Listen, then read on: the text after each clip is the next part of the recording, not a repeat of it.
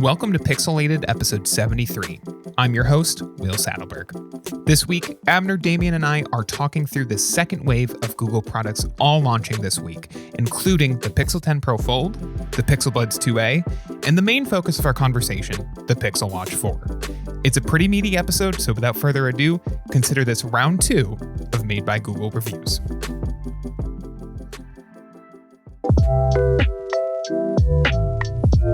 So we have more Pixel hardware. This is signifying, I guess, the end of the Made by Google cycle for 2025. But I think maybe some of the most interesting products, Pixel Fold. Let's get this one out of the way early. This second wave. So the Pixel Fold, our review is on the site, but it is exactly like the Pixel 9 Pro Fold visually, though Andrew notes that it is like a millimeter thinner. But the hinge has some upgrades in terms of allowing it to be IP68, which, I think I would at least need that level of comfort knowing that it can survive any splashes of water. Do you think that the kind of person who's going to be using a foldable is worried about the durability now, or are we kind of at a phase where I guess it's almost proven that you can use these for a number of years now, or are we just going to get to the point where we get a rugged foldable? Because I don't think Google would do it. Probably done. I think it's enough for most people for. Yeah, I agree. And what about I know IP68 rating is that kind of how does that work then? How have they made these changes? So the hinge is the biggest thing in terms of.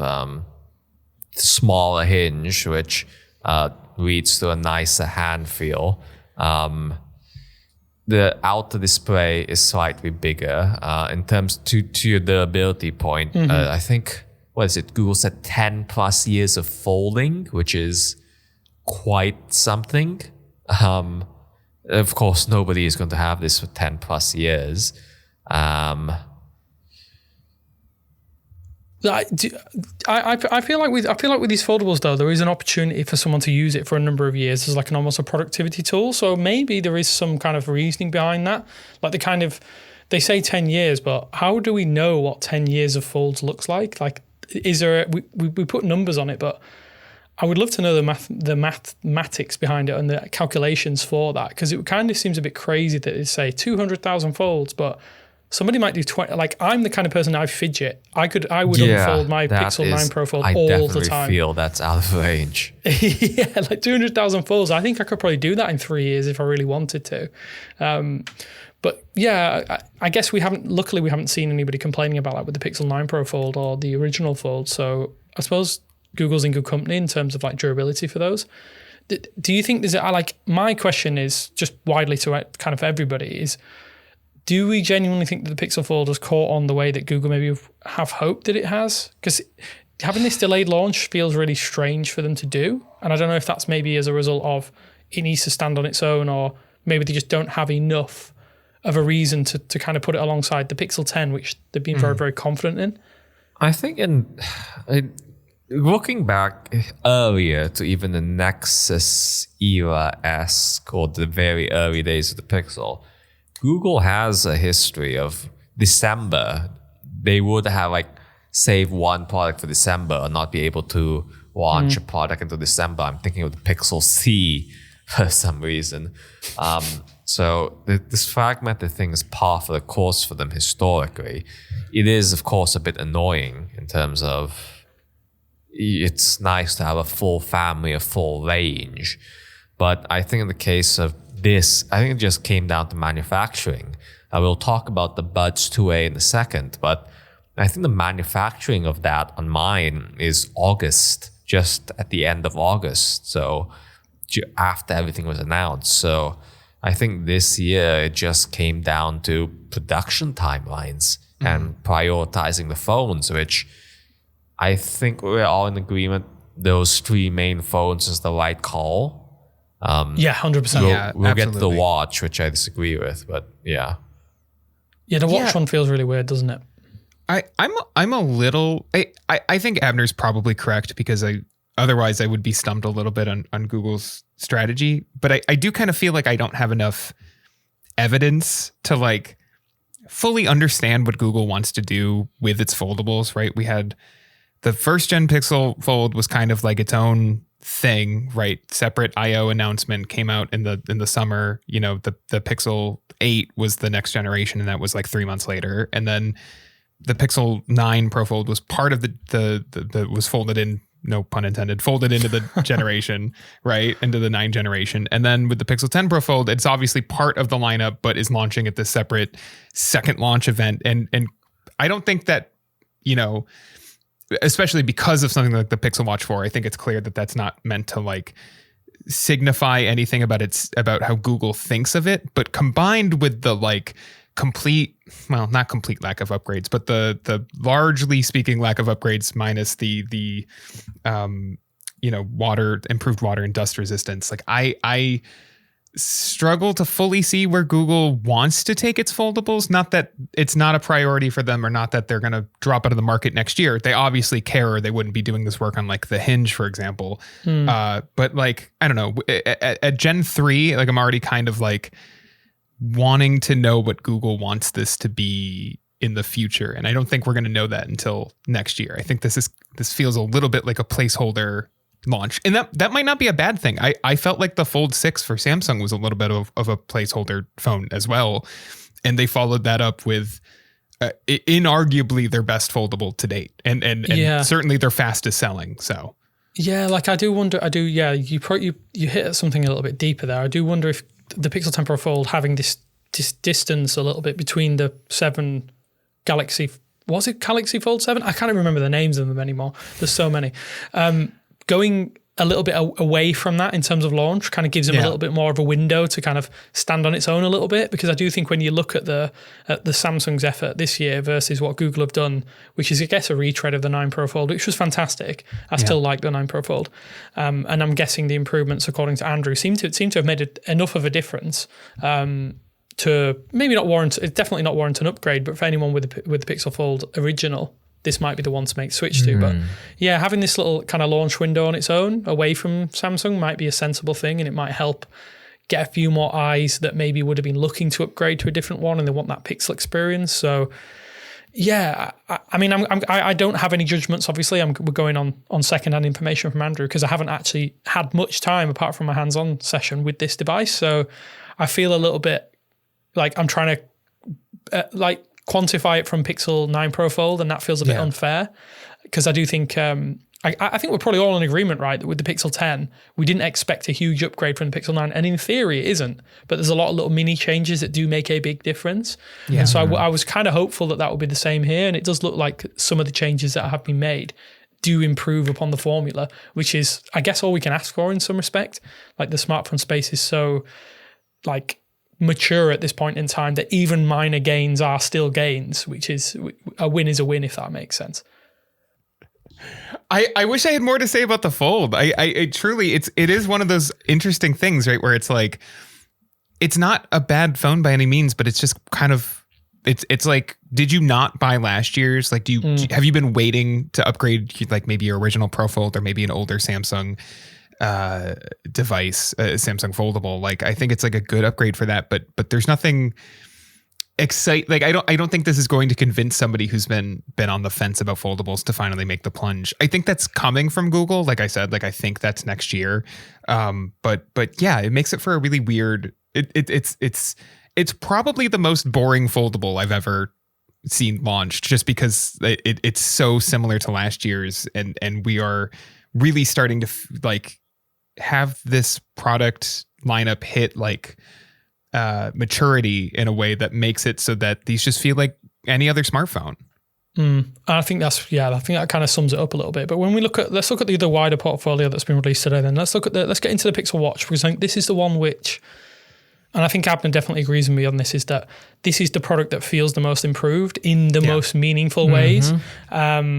I mean, Abner, you've been using the 41mm. I've been using the 45.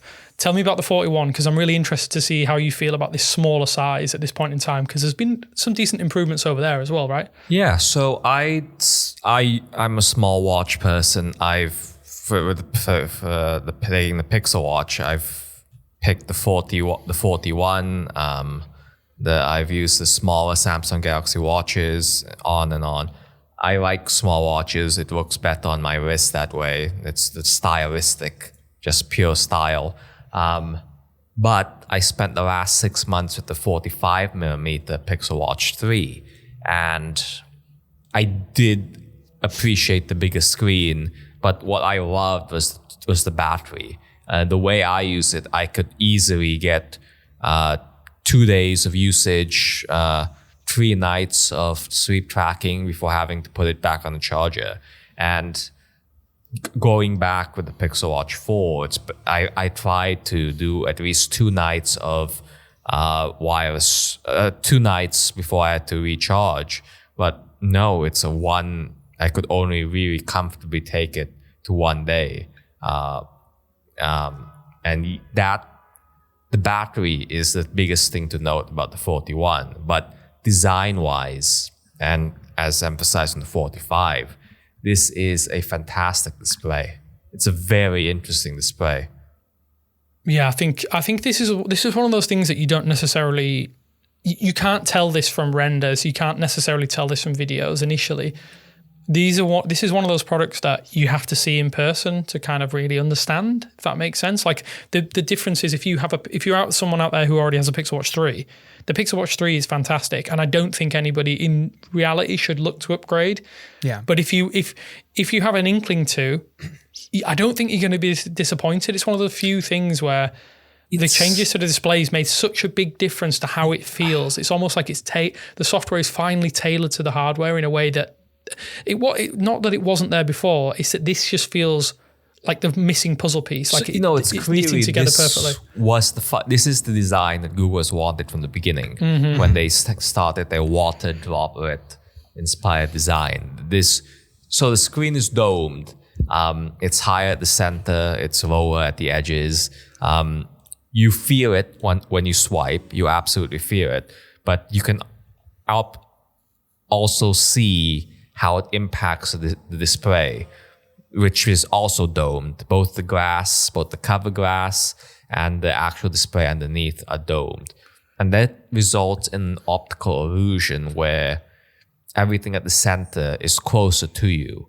And I think where I've noticed that, where I've really appreciated that, is at angles. When your wrist is down, or if you're sitting or whatever, you can view the time much better at an angle without you having to turn your wrist towards you. It feels so much like a physical watch. That's like a depth in the way that physical watches have dials that are 3-dimensional, and that helps you check out the time.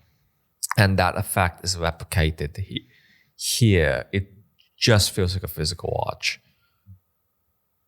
Yeah, the display is one of those things, like I say, you kind of have to see it. And I agree with you with like the small camber that you have when you can kind of slide your finger across in ways. It's like, and I think this gets at a different problem entirely, is that it almost feels like this is the perfect example of a curved screen on a curved device feels well tailored. Yeah. Whereas a flat screen on a device that probably shouldn't be curved feels out of place.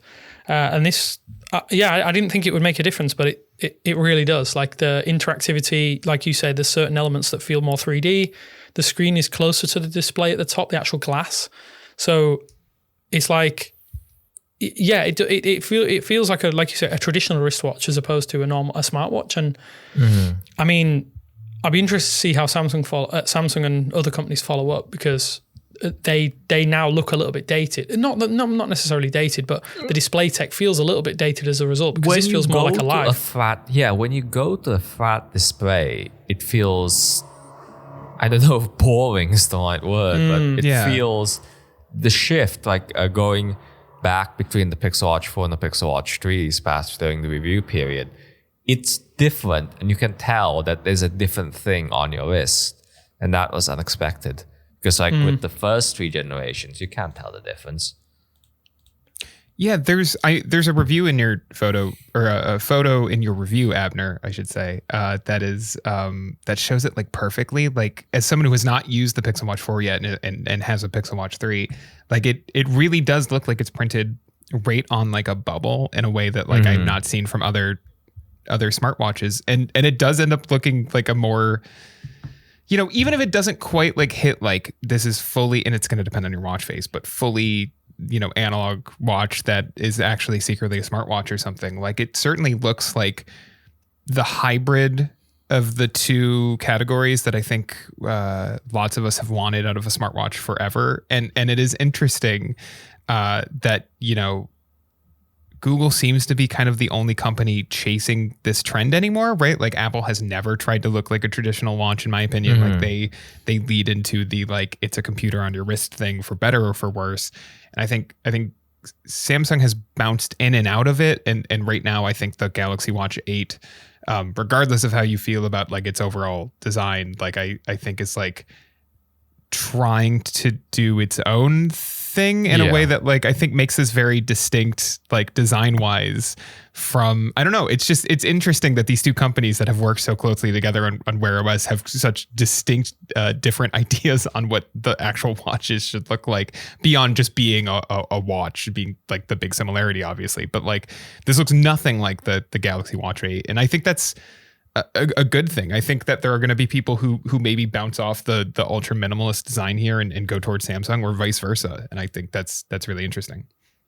Yeah, it's a timepiece, isn't it? It's more than a smartwatch. I'd call it a timepiece. And there is an elegance in the design. I think I'm glad Google stuck with it because there are lots of rugged, like it's almost like everyone seems to converge on Apple's design a little bit. And then there's obviously been a pushback. And then we've seen people go down the rugged route or they've gone down the Coros/Garmin route.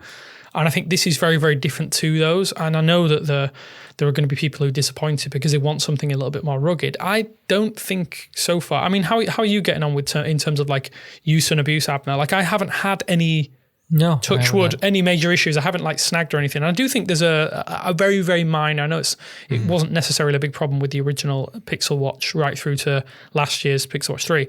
It doesn't seem to snag as much on shirts. And I don't know if that is something to do with the dome shape. I think it just could be placebo, to be honest. But because this is a brand new watch that is like got a perfect screen with no damage on it, if that makes sense. But I haven't had any issues so far. We've been wearing it at the gym a little bit and it seems to be okay.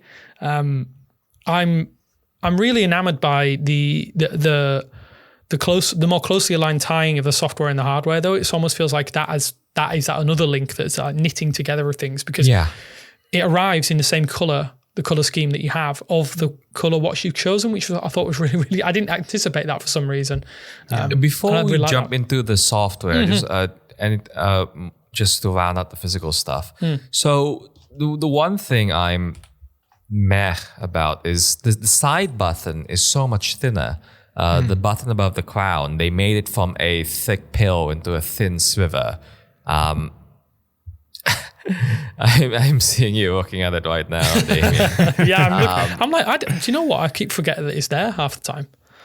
Yeah, I've surprisingly adopt multitask. I use it for multitasking more than I expected.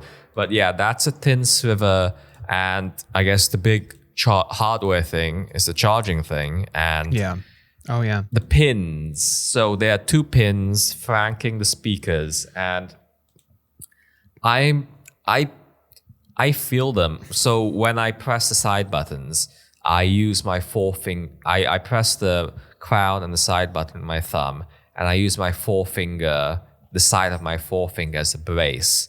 And that's when I come into contact with the pins. They're tiny bumps. You barely feel them, but in that scenario I just described, I kind of wonder if it would be better if they were a bit wider or something, because there's tiny bumps. They feel like, I don't know, they feel like some dirt on or something. Do you think this is something you're noticing because you're reviewing the product, or do you think this is something that like anybody who buys this watch is going to I think you will forget about it, but for the start that you feel like, oh, this should be smooth. You're scaring me, Abner. You're making me think they're going to change the charger next generation again. So yeah, the charger. I am a once a day charger at night before going to bed.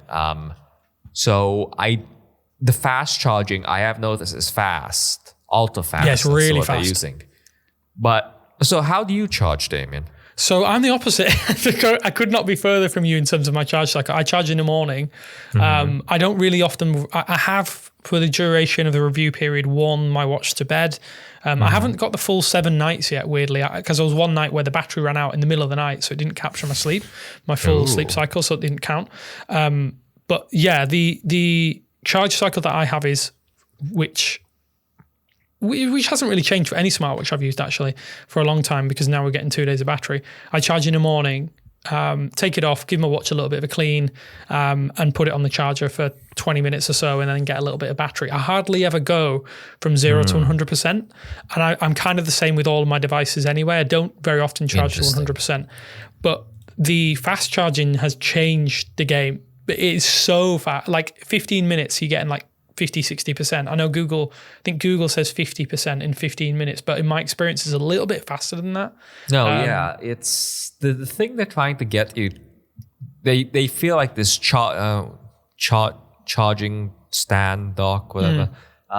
They feel like this is plus the ultra fast charging. They feel it's like a habit changing kind of thing. It's so fast that you might be incentivized to charge. Let's say if the charger is at your desk, you're working throughout the day, you take it off for a few minutes, you get a full charge, you put it back on.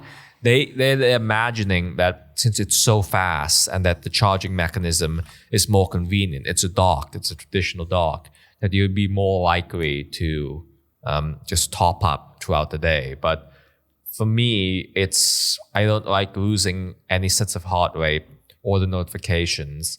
I don't know, I kind of feel like what's happened to me is like if I take off my watch, sometimes I forget to put it back on, even if it's right next to me. Like if I need to take it off for a break to free up my wrist or whatever, I sometimes forget to put it back on for like an hour. So I just don't risk it anymore. That's such a first world problem. I don't get your heart rate data for an hour. I mean, I have 14 years of like heart rate data. I'm not okay. That's crazy. Okay, yeah, that is impressive. I mean, for me, it's a case of I put it on the dock, and what I will say about the dock is the dock itself it's way better. If anyone out there is worrying about the Switch, yes, I'm very annoyed that some of the accessory docks that I bought, which support the Pixel Watch 2 through to the Pixel Watch 3, and now like it like a waste of time. That's disappointing. But this new charging methodology is so much better. Like you say, you drop it in. It's weighty as well. So like the little stand thing has its own little rubbery. It's like a rubber base with the G logo on it. It's almost like, how would I describe it? I guess it is like a Pixel stand in some respects. And it's on a smaller scale and it's really like dense and it feels really well made, because I think the other ones were a bit cheap. And I hope that is so cheap. And lining up the pins was always annoyance, because it was like, you could sometimes have it like, you had to have it a certain way.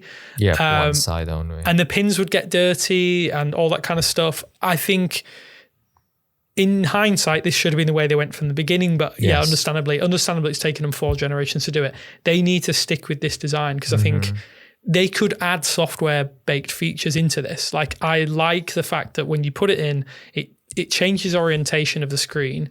It shows up the time to charge along almost the crown side. It's the crown side, and then you have like almost like a little flip clock. It's its own clock, right? I don't think that's you can set that one, which is a bit weird. Which is a bit disappointing, because I quite like it. It's like a classic. I don't know if anyone knows, like a folio style clock. They're like an analog style one that flips. That in and of itself is a really good way to do things. I just wish they'll add some more. Maybe they will with pixel drops, feature drops, whatever you want to call them nowadays. We could get certain functions, mini Nest Hub functions, Gemini functions with this. I think that could be amazing for your desk or your bedside table, your bedside cabinet, whatever it is. And all it took was changing the charger again. But in that respect, I can't fault it. It's again, like I saw it during the testing period, but I don't benefit from any of these changes given how I charge. Maybe now that the review is over, I'll try different charging routines or whatever. But I'm glad they put all this work into it. And you are somebody that doesn't wear your watch to bed to get sleep tracking. So there are people that will benefit it from if they put it on the side of the bed, table, or whatever. But I don't know. It's a shame that I didn't get to really appreciate that or the ultra fast charging.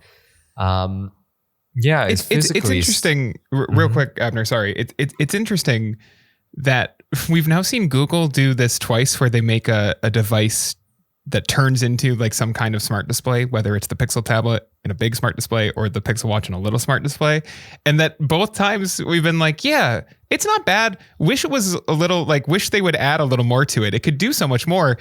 And I do wonder if maybe we just won't see any improvements in the way that I didn't feel the Pixel tablet really got a lot better as a smart display over time. It's a really small screen. It's a really small display. I'm with you, but I am man, it's not enough to be a bedside clock. It's not. That's probably true. It is but Damien's saying really? It is.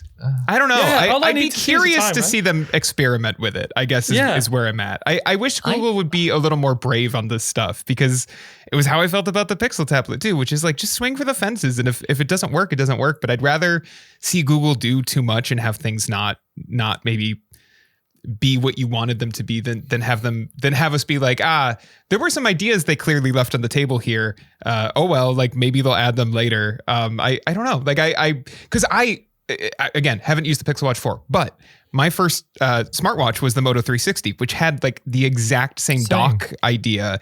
And I also used that because I don't even think sleep tracking was really a thing in 2014 with watches. No. Battery life wasn't good enough.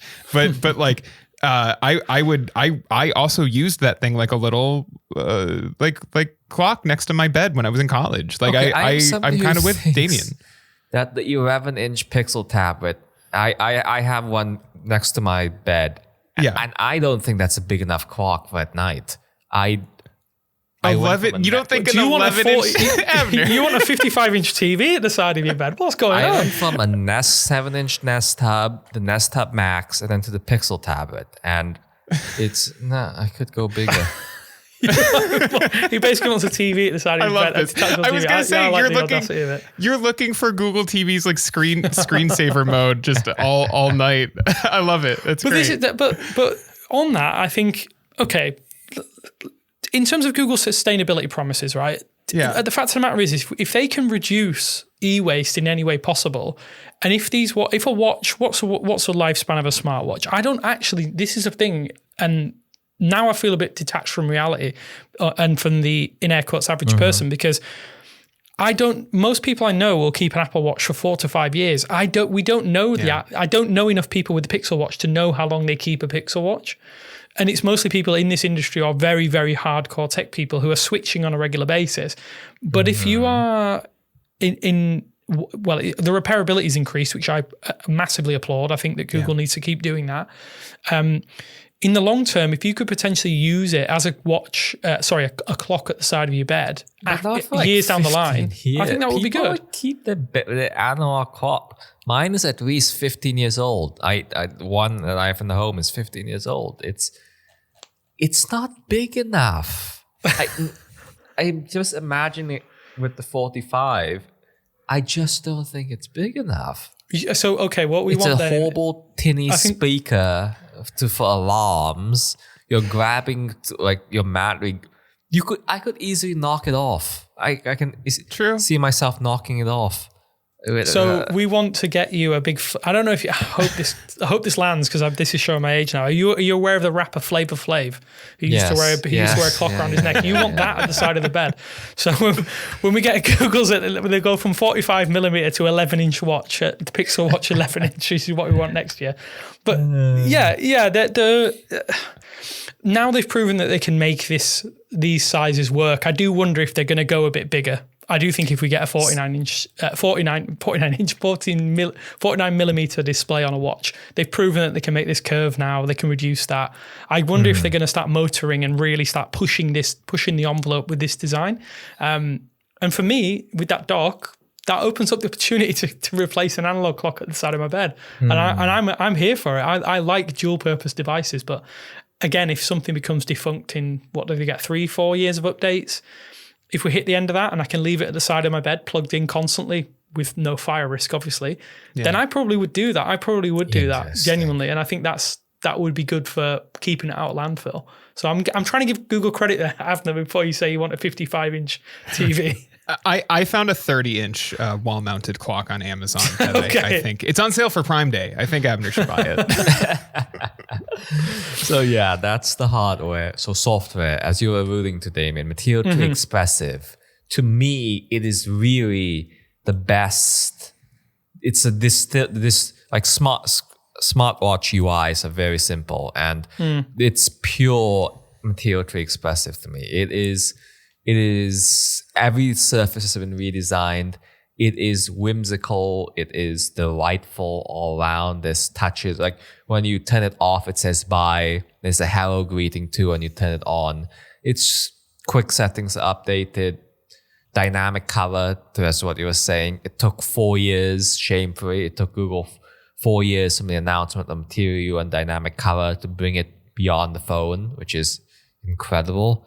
But yeah, no, that the dynamic color plays a big role. Themes your notifications. It just makes it align with your watch face, which I think is really what needed to happen all this time. I think that's where the big extension of your phone is really, really pronounced as well. Like we've waxed, I feel like I will constantly wax lyrical about Material 3 Expressive because we hit a point with Material U that was just kind of, I don't want to say Google were phoning it in, but it felt like that. It felt like we kind of hit a point where they were not running out of ideas, but they were saving this big home run, just stagnant. Home run hit. It felt a little stagnant. Whereas I have compared the Pixel Watch 3 to the Pixel Watch 4, and currently the Pixel Watch 3, as of recording, is running Wear OS 5. We don't know. I'm guessing in the next week or so, couple of months or so. I thought it's December at this point.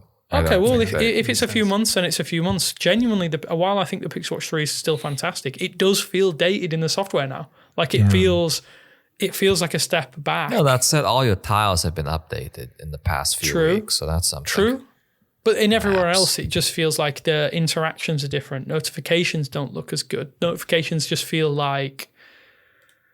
I mean, there's definitely an element of One UI to some of them. They feel a bit One UI Oxygen OS-y, but in a good way, if that makes sense. Like there's extra color added, and even the I don't know, you're using the 41mm, but the previews for applications, when are so good. Yeah, when message notifications come in, there's like a temporary screen that just shows the name, a large profile picture, and all that. That is a good use of M3E. It's, I don't know, it's just pure distillation of what Material Tree wants to do, where with no craft, everything is delightfully animated, everything is rich. Tiles, they get the biggest usability upgrade, and again, like people with Wear OS 5 have been getting these benefits, but you can see so much more info even on the 41. It's the weather is pretty rich. Pixel Weather is a good app. It's, I don't know, what tiles do you use, both of you? I'm just looking through mine currently, and I think I've kept it default. That sounds really boring. Yeah, no, I added the Gemini. I added the Gemini one, the quick Gemini one, to turn off my lights. I've also always kept mine default. I know that's a boring answer. The most, leftmost, and rightmost. What's that for all of us? Okay, let's see. My most rightmost is Google Fit, which I do. Is it Google? Not Google Fit, Fitbit. Sorry, I mistook that. And then far left is the weather, because I just go between those quickly. And I think they might actually be default. I don't have my Pixel Watch on, Abner. I can't answer you. I'm sorry. What would you have? I don't remember. Mine is a new Pixel Weather. And a timer one, because I have been embracing quick naps. I'm the boring guy who is mostly wearing a smartwatch for like just notifications and fitness tracking, which I know is not an exciting, but like that's part of why I don't upgrade very often anymore. Like we were talking about when people upgrade their smartwatch, and like as much as I am obviously a tech writer, even I struggle to really see justification beyond every 3 years or so. And even then I feel like that's fairly rapid compared to the rest of the market.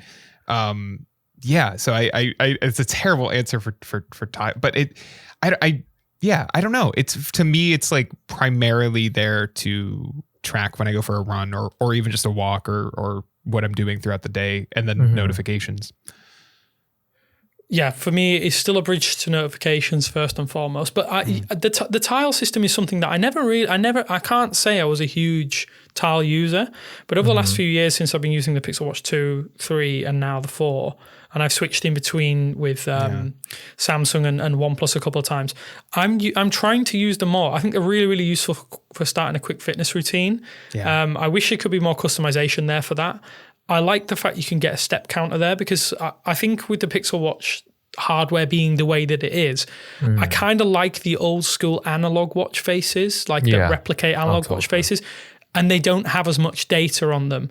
And so I've been using the tile. I've been trying to force myself to use tiles more to get that information that's the whole point of owning these, right? So I find that I'm getting the classic timepiece that I want with all of that those data points as well. So I think with tiles, it's just a case of like majority fitness, majority health, majority weather. Beyond that, yeah, some of the quick actions have been really useful. I'm going to get rid of the Google Maps one because I think that auto launches now anyway. So it feels a bit redundant, but for the most part, pretty standard with a few tiny tweaks just to kind of speed general day-to-day tasks out. So I don't need to use my phone all the time. Yeah. Which I guess is the main thing for a smartwatch, right? It's a bridge to the accessibility things that you would have on your phone. So I guess in that respect, Google's done a really good job, and long may it continue with Wear OS 7 or whatever they want to call it in the future, because I think they've done a fantastic job so far. Like you say, there's so many little playful touches, and it's mostly down to haptics as well. Like there's haptics more in areas. Yeah, we forgot about the hardware. The haptics this year is, they say Gen 3 premium haptics. I don't know if they've ever given it a versioning before in the past, but with this one, it feels like pinpricks. Like scrolling the crown feels so much more distinct than what came before. Like in comparison, last year's felt like a general buzz, like your entire wrist was buzzing. This feels like a fine pinprick. Yeah, it's like, I would say for you Americans, the Z or the Z axis, there's definitely more bump in the Z axis. So it's like, and I think that's one thing that Apple does fantastically. I don't think their haptics are the best in the industry anymore. I think Oppo does that, but I think the fact that you have Z-axis deep vibrations with this watch, and it's like they're crisp as well. And that seems really disrespectful to the Pixel Watch 3, because the Pixel Watch 3 has fantastic haptics, some of the best on a wearable. I'm surprised to hear that you guys think it's such a leap forward, because I was thinking right now of like, I have had zero complaints about the haptics in my Pixel Watch 3. I do wonder if they'll tune some of the things, because obviously they can tune it on. I'm guessing it's a graph that they'll use for like easing of a haptics, and using their Taptic engine or whatever they want to call it. I don't know what they call it, to be honest, but I get the impression that they will be able to tune that with Wear OS 6 update for Pixel Watch 3. But I just think, like you say, Abner, they feel a lot more crisp. And I guess that ties into the display as well. The display feels so much closer to your finger, which is ridiculous again to say. Yeah, again, but it feels like there's more interactivity there. At best, it's a millimeter, but I just can't emphasize, like at best, the screen's a millimeter close to you at the center. But that sense of depth,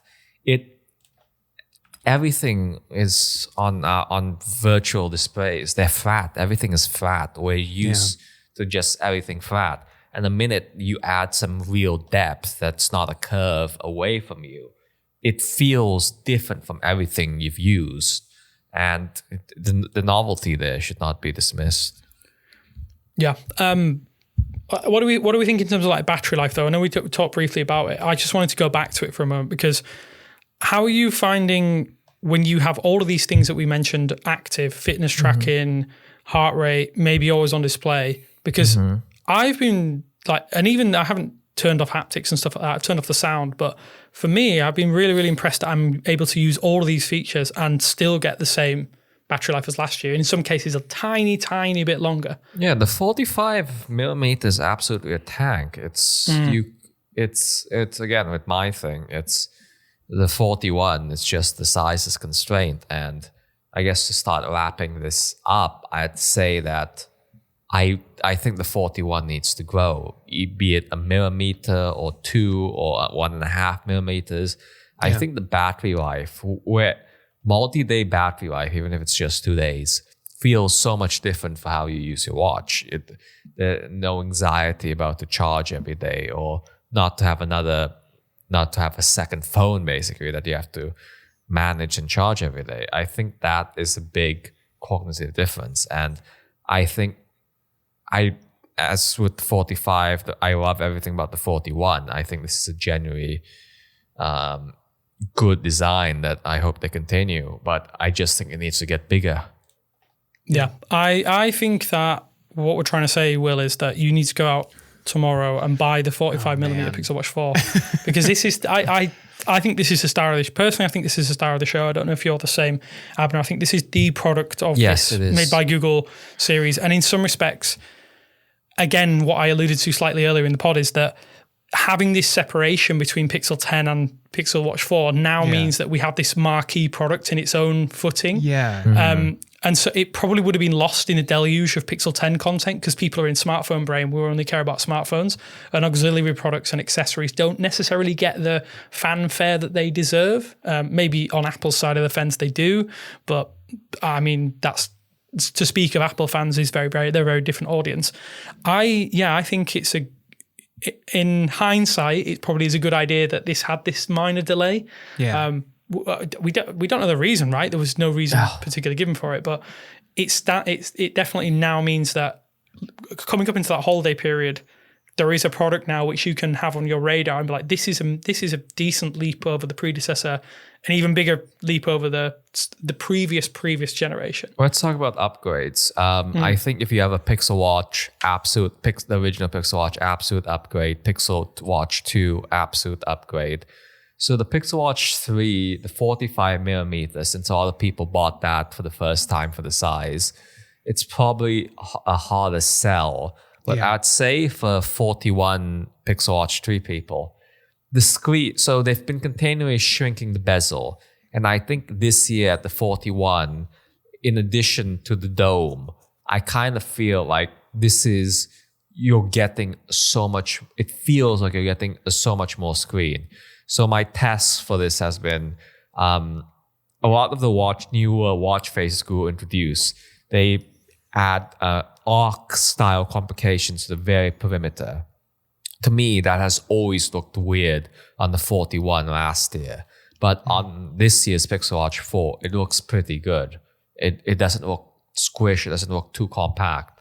So I think if you are a small watch person and you want a bigger screen, I think this year's 41 is a pretty good step up in terms of it's a meaningfully different in addition to the dome. Yeah, I'm interested to see what happens with sales of the 41 versus 45. I still feel like the 45 is that absolutely it's the one. It has the aura. That said, I think I am sticking to I don't see myself going to the 45. I think I'll try out the 41 for a bit longer, and at that point, might as well keep wearing it until the next one. But again, I love my time with the 45. The battery was genuinely. Yeah, I never thought about the battery. So yeah.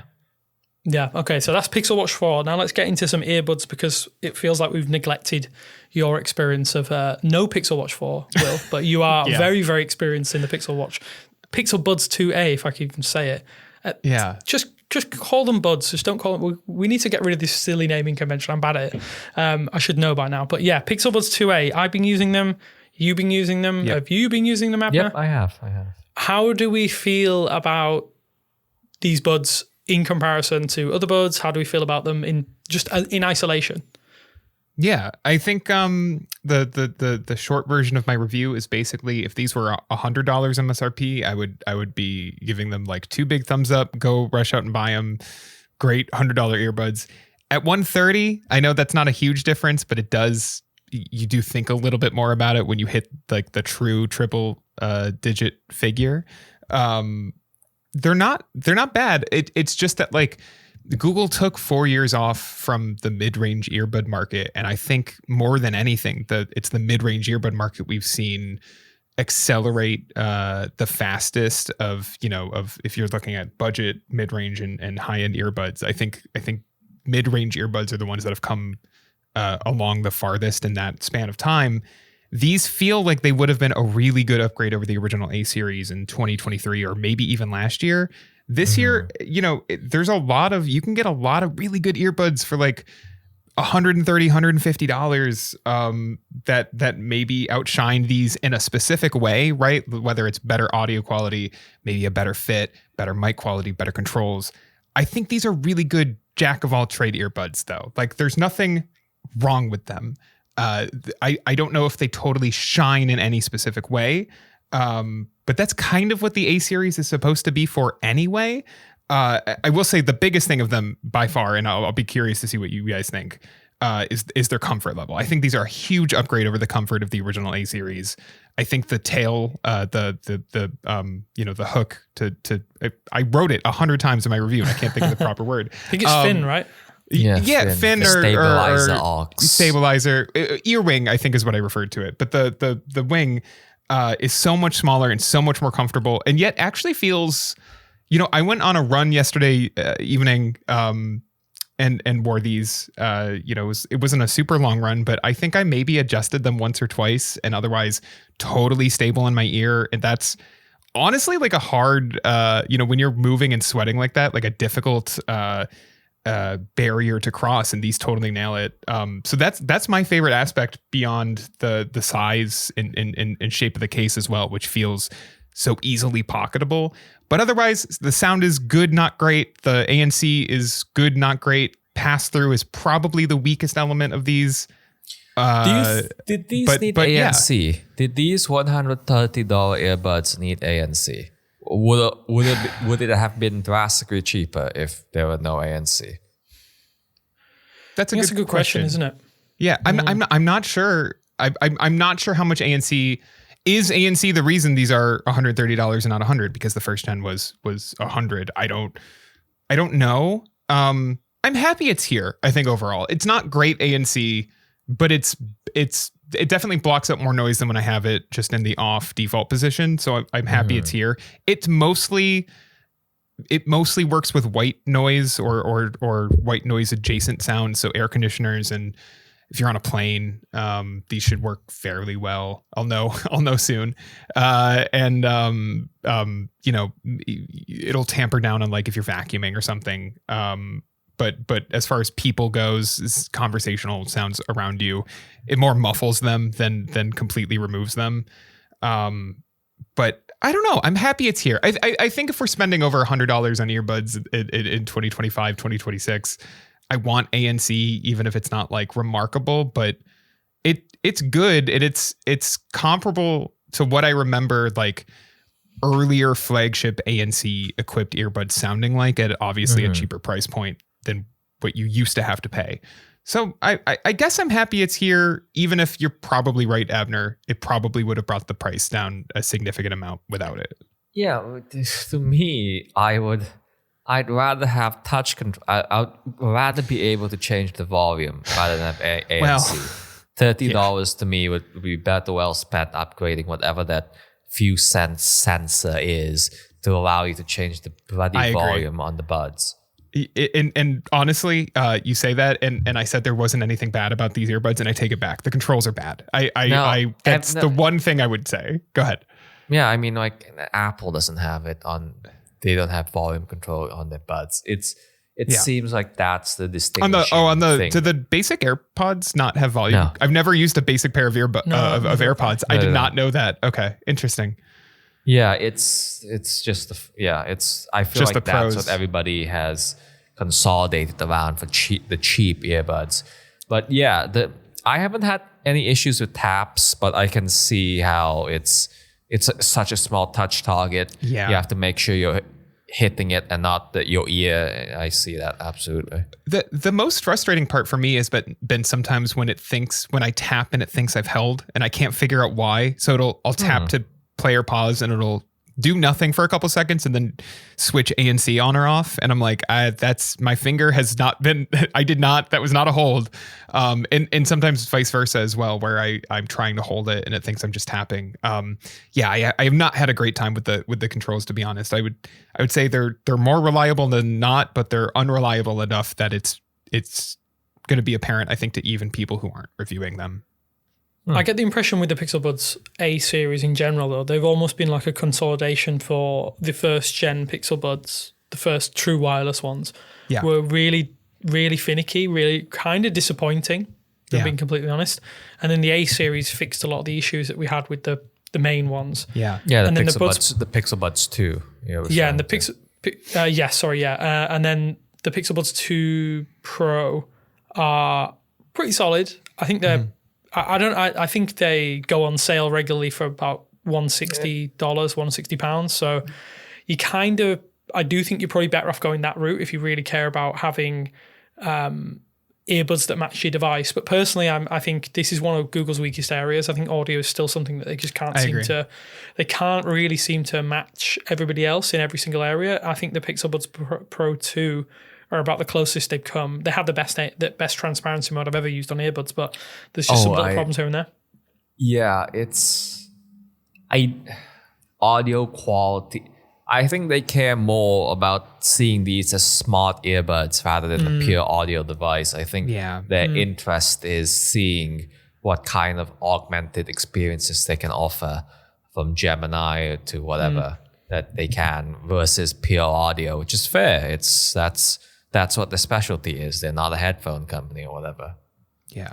I think I told you this, Damien, but that makes this a really good pair of like secondary earbuds. I think $130 is way too much to pay for a second pair of earbuds, but I and Damien, I know you've told me the same thing. These are easily you can easily foresee these being given away as bonuses, as a holiday deal, like buy a Pixel 10 and we'll give you a pair of A series. And if good, go ahead. Yeah, and if you get these for free or significantly reduced, I think you're going to be really happy with them. It's just a matter of like, are these good enough to be your main pair of earbuds? It depends on what you want out of earbuds, but again, they're well-rounded, but they're not. I don't think they're really excelling anywhere specific. Yeah, but I guess the main thing is they're reliable. They're a reliable pair of earbuds. You can get better options out there. I do think the gold standard on Android is still OnePlus Buds Pro 3. I think they're the best pairing with any smartphone in terms of like price to performance. But they're pretty solid. I don't really have as much to say about the Buds 2A. That's kind of it. I think that's kind of a good thing, right? A good thing and a bad thing in some respects. Yeah. I think maybe my experience has been tempered by the fact that the Pixel Watch 4 has impressed me so much more than I expected, and these have let me down a little bit in that respect. That's fair. I listen to podcasts. Music's been pretty okay. I wouldn't necessarily. I hate saying I'm not an audiophile. I know what good things sound like. I know what bad things sound like, and these sound like 6.5, 7 out of 10. I agree. Sound is good, but like when you get a pair of new earbuds, especially high-end earbuds or high-end headphones, and you're like, wow, you pick an album, maybe like a recent album you liked or something, and you notice something you have not noticed before. I did not have that moment. That hasn't happened for me in years. Exactly. And it's not happening here. Like it's not going to like impress you, but I don't think it's going to annoy you either. I don't think, the worst thing, I think my biggest critique about the sound was that it's sometimes, depending on the sound and the EQ settings you have it on, sounds a little muffled in certain, especially like the lows, I think sounded a little muffled to me. I don't think it's bad. And I don't think I'd even notice if I wasn't like really, really listening to it to like try to review these. I'm going to keep using them. And I think that's probably the highest praise I can say. But like, I find the comfort level is so nice on these that I can forgive a little bit more on the rest of the device because they fit my ear so well. And I'm really particular about earbuds. And so, what I say, I didn't really have any comfort issues with these at all beyond occasional ear fatigue after a couple hours. I think that's pretty impressive.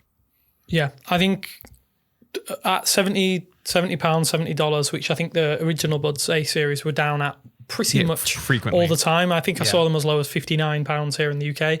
These are well worth it. $130, I think, $129. Yeah, wait for a sale. I think you're going to get a big product. And I suppose you can apply that to everything in life, but I think these specifically fall into that category. But I want to pose one more question before we kind of because I don't know what you guys have had in terms of like battery expectancy with these. Have these been as good for you as they have with the previous version? Because I thought the previous version were very, very good. The new smaller case I love the smaller case, but that comes with its own compromises. Like, how are you guys finding that? Like, because I'm getting 4 hours or so with each bud, maybe at the long end, and that's at like 30%. I'm fine on the buds themselves. I have not killed them in a session, but I've certainly worn them for like 3 or 4 hours and thrown them back in the case, and they're at like 50, 60%. And that's with ANC usually on. So I'm hitting. I think they're rated for 7 hours with ANC enabled, and I think I'm around there. I think I'm hitting that. The case's battery life is bad. I'm charging like every other day basically, and I'm using them how I use other earbuds, and that is not how I charge other earbuds. I think even right now my case is down to like 20%, and I charged it 2 days ago. It's the trade-off for having such a pocketable case, and I like that these do kind of feel like earbuds I would just throw in my pocket just to have, even if I don't think I'm going to need them. But that you're going to need to monitor the battery. Go ahead, Abner. That line struck me. In your review, do you not carry earbuds with you all the time, regardless, anytime you're outside the house? I don't. No, really? It depends on what I'm doing, right? Basically, if I think I'm going to a thing where I'm going to be social, the entire time, never or not most carry. of the time. Never. Yeah, I guess I think we're heathens, Abner. We carry them everywhere and we have them in all the time. I don't have them in all the time, but you never know when you have like 5 minutes or whatever. Yeah, same. Same. That's fair. I guess maybe it's just like it's just a matter of like, I'm usually I usually drive to places, so I have audio in the car, and then I'm at the whatever the thing is, I'm there. And so I carry them more when I'm traveling or something like that, when I'm totally solo and I'm in a city where I'm taking a lot of public transit or Ubers or anything. But yeah, I'm not a grab them all the time kind of thing. I usually grab them if I think I'll need them. And honestly, I think that's partially because I just don't want to lose any of my earbuds. And I'm usually like, if I have too much in my pocket, I'm going to drop my wallet or something. And yeah. Have you ever find my device? Final find question. my device works. Have you ever lost an earbud? No. It was just great. I've been using true wireless earbuds basically. I think my first pair was the Jabra Elite 65T. So whenever those came out, maybe 6 months after that. But I'm coming up on like pretty close to a decade of using true wireless earbuds. Never lost. I'm shocked I've never I've certainly had to look for a bud before, right? Been like, oh, I don't, especially I have a pair of Anchor Sleep buds, and those I have to pretty frequently look for in the morning. But, otherwise I've never been like, oh yeah, I need to replace these because I lost the left earbud. And I've had, 10, 12 pairs of true wireless earbuds now. I'm surprised. I'm as surprised as you guys. Crazy. Yeah.